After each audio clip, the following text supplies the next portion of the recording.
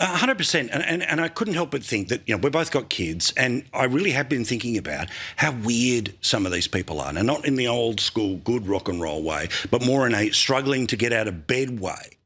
Oh, yeah. Oh, my God. Like Billie Eilish? I don't know what. She looked like a piano, it's just, or maybe a domino. I don't know, like the weird, more of a piano. It was like stiff, it was like weird angles. She never looks good. I mean, to be honest, there's never been a time where you're like, wow, Billie Eilish nailed it with her fashion. But she's incredibly depressed. That chaperone, she's the one who was wearing the nipple thing. She's been like severely depressed for many years. And now she said she's bipolar, diagnosed at 22. Billie Eilish is openly like very depressed. I mean, these people are like near suicidal from the look of it. And yet on their way down, they want to lecture us on how to live a better life. I'm good. Thanks, but I'm good.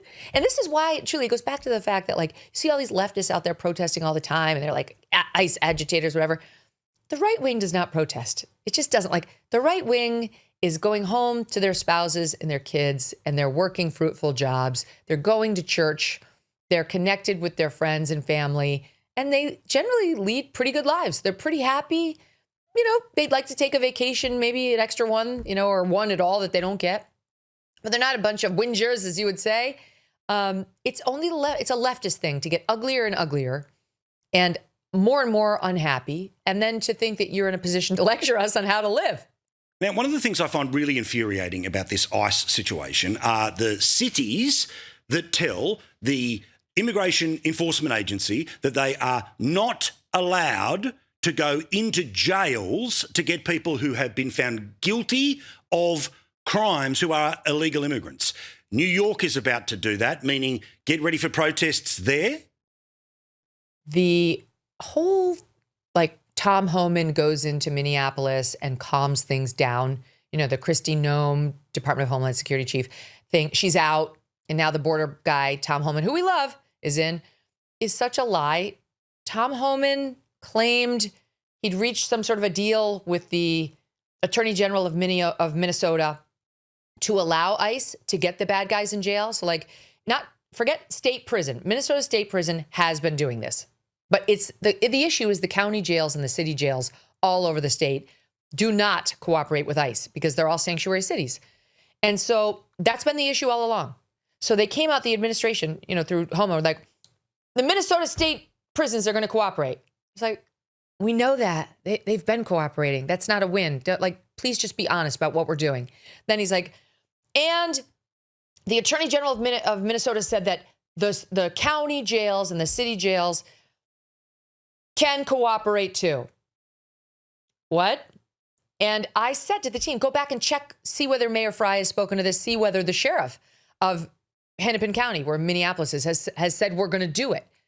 No, to the contrary, they're both saying we're not changing a thing, which means no access to the bad guys who are in county and city jails. So they get let out and they get turned right back out into the street, which necessitates exactly what we've been seeing on the streets of Minneapolis, a much more heavily bodied operation, because you got to block the front door, you got to block the side door, the back door. If there are children in the home, you need an extra officer or two. It's like, that's why you need a bigger police presence there. New York, yes, New York's already sanctuary. Chicago, most of our major cities are run by leftists. And so they're sanctuary cities. And sanctuary cities claiming, this is BS, but they claim they don't want illegals to feel like they can't call the cops, if their husbands are beating them up. Like a woman is going to, instead of get her husband off of her, she's going to get deported.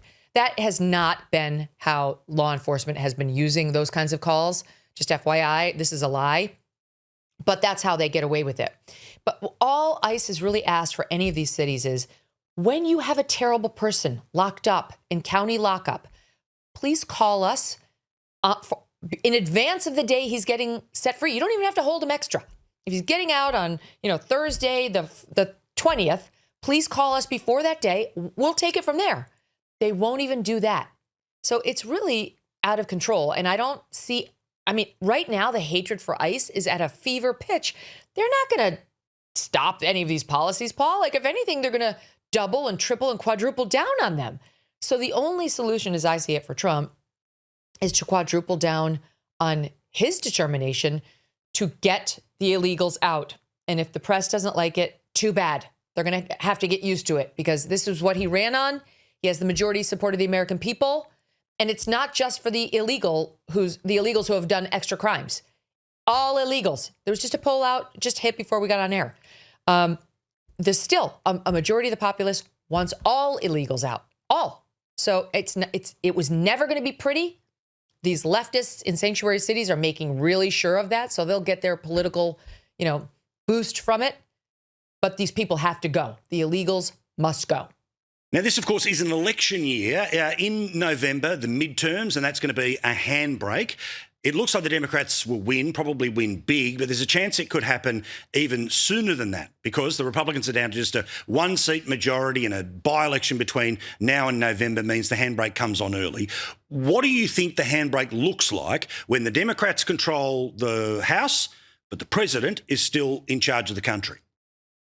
Well, right now, I think it's looking terrible for Republicans in the midterms. There was just a state Senate seat that came up for election in Texas in a district President Trump won by 17 points in the presidential election that went Democrat. So it's not great. The harbingers of things to come, not great. Having said that, Joe Biden managed to stem the bleeding and stop it from being a total bloodbath. And it's possible Trump will do that too. Although Trump scares people, he scares people in the media, make sure of it.